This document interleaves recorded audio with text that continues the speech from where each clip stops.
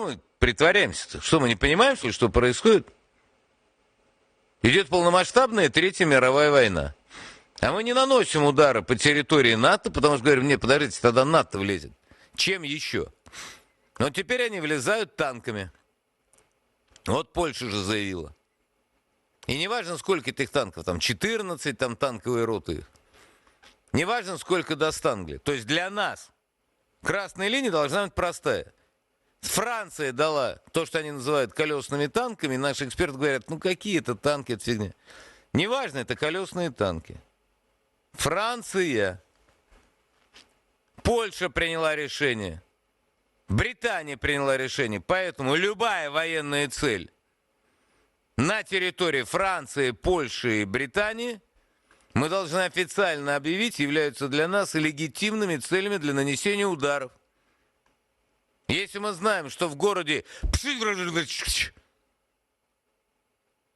стоят танки, готовые к отправке в Россию, или если мы знаем, что в городе Столь, Шмоль, Бристоль находится нечто готовое для отправки к войне с Россией, или в городе Сентруа-де-При, то не должно быть там никакой техники в результате нанесения ударов.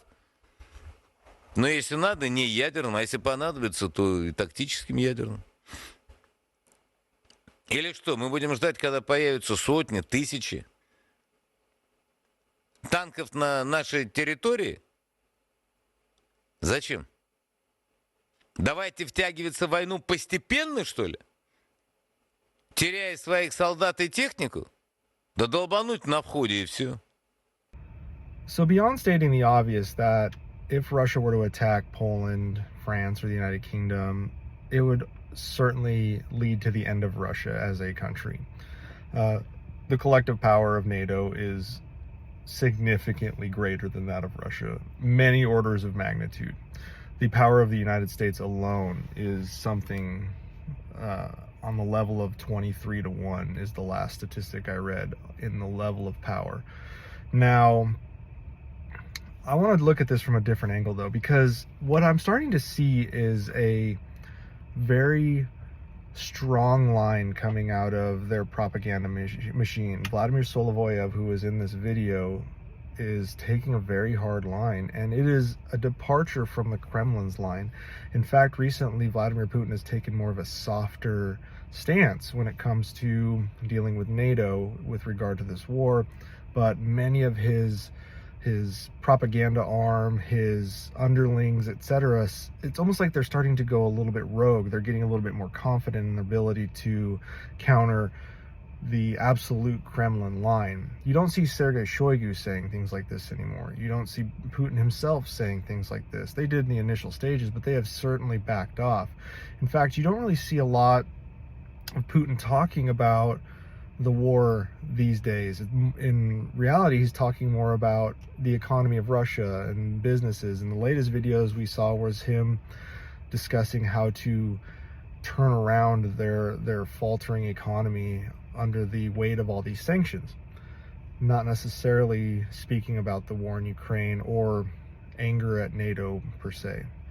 But we see it coming from Vladimir Solovoyev, from Russia One TV, from Russian television, from other state-owned or basically state-controlled television organizations. And that leads me to believe that there's a fracturing possibly in the other direction, and that's not a good thing. We were all assuming that the rational Western-aligned actors in Russia would drive, hopefully, the revolution against Putin. The reality is they mostly left.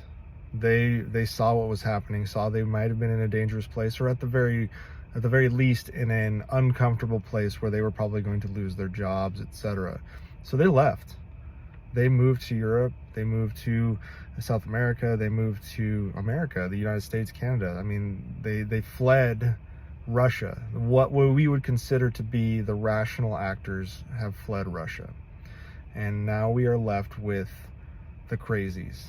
And that's not a good thing. We see Vladimir Solovoyev stirring a population with the constant drumbeat of we need to strike France. We need to strike the UK. We even need to strike the United States.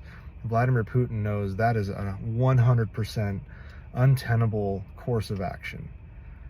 He knows that any strike against a NATO country will lead to the absolute destruction of Russia, period. And the world knows that. But for some reason, we're seeing very hardline rhetoric breaking away from the Kremlin here. And I don't know if they're doing it to stir up their population, to drum up support, continue to support Ukraine, to say this is a fight against the Western demons or Western homosexuals or Western Nazis or whatever the line is. They're saying it in a way that it is us versus them, absolutely. And there's no way out of this other than the destruction of the West. And that destruction is impossible. But they're not saying it's impossible. They're saying it flippantly, like, oh, we're just going to totally do this. And it's very concerning because I'm seeing a break from the Kremlin in the opposite direction. So I'm concerned that the revolution against Putin won't be one of democracy and Western values standing up and unseating Putin and having free election. I think it might go the other way. I think it might be unseating Putin to put in a more brutal, warmongering dictator to drive forward with Russia's ultimate goal of taking Ukraine, taking Moldova, taking Romania, Poland, and the Baltic nations, all of which is impossible. But still, you have a crazy enough person and you have a crazy enough underpinning of the culture, it could happen. We saw it in Nazi Germany, unfortunately. So maybe we'll see Putin unseated, but I don't think it's going to be by the group we want it to be.